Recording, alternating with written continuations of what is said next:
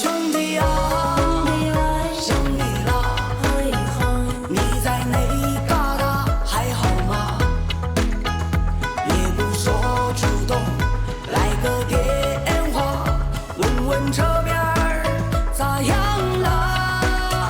兄弟啊，放心吧，我在这旮瘩挺好的。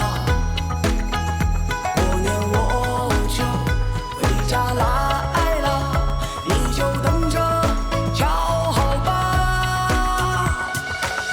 我知道现在都没整明白，为啥你要选择离开？还记得小时候玩的玻璃球，还有你最爱喝的大碴子。其实我每天都想家，也总想往家里打个电话。外边的日子也闹心